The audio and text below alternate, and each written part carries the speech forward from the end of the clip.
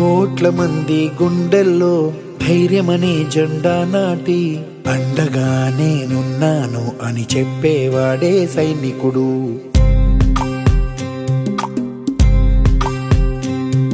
ఈ దేశమే నా ఇల్లంటూ అందరూ నా వాళ్ళంటూ కులం మతం భేదాలను భస్మం చేసేవాడే సైనికుడు.